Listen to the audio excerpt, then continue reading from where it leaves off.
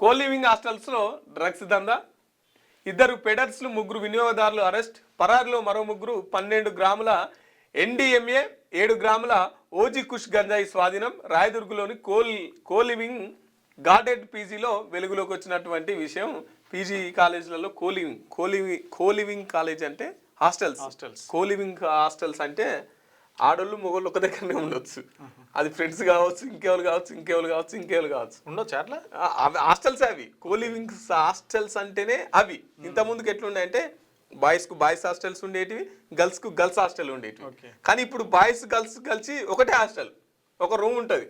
మంచిగా ఇద్దరు కలిపి ఒక రూమ్, ఇద్దరు కలిపి ఒక రూమ్, తిండి ఒక దగ్గరనే. వాళ్ళంతా ఇక్కడికి వచ్చి తినాలి, ఎవరి రూమ్లోకి పోయి వాళ్ళు వండుకోవాలి.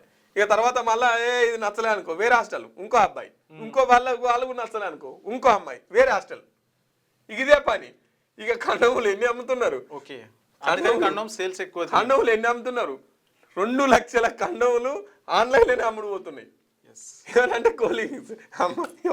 ఏం సంస్కృతి రా నాయన, ఏం సమాజం, ఏం సంస్కృతి. ఈ హైదరాబాద్లో మొత్తం ఇవే దారుణమైనాయి. ఇప్పుడు బయట హాస్టల్ కార్డు ఉన్నాం అనుకో, ఏంటి మీరు సింగిలేనా?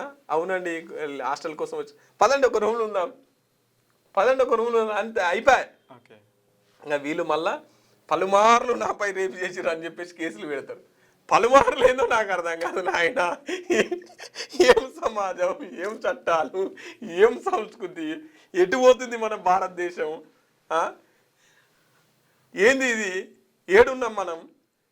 ఇంకో దిక్కేమో మనది హిందూ దేశం, మనది భారతదేశం అంతా హిందూ దేశం అని చెప్పేసి ఇంకో దిక్కు మాట్లాడుకుంటాం.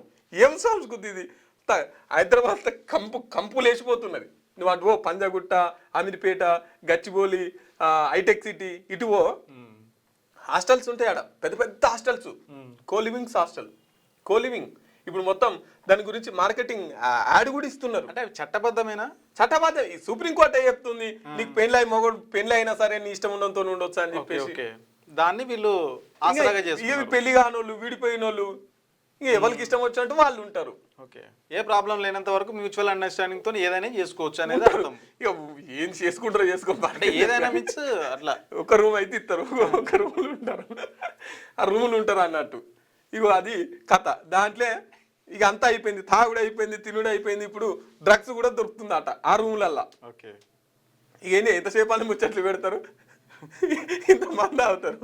తర్వాత నెక్స్ట్ డ్రగ్స్. ఇట్లా డ్రగ్స్ కూడా కోలివింగ్ హాస్టల్స్ వల్ల డ్రగ్స్ కూడా దొరుకుతుందంట.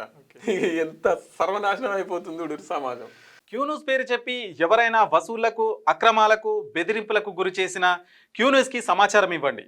క్యూన్యూస్ ఎప్పుడూ ఇలాంటి చర్యలకు పాల్పడదు, ప్రోత్సహించదు.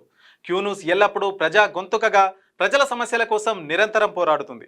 మీకు ఎలాంటి సమస్య ఉన్నా క్యూన్యూస్ని కాంటాక్ట్ అవ్వండి. సంప్రదించవలసిన ఫోన్ నెంబర్ 7569534968 8688926084.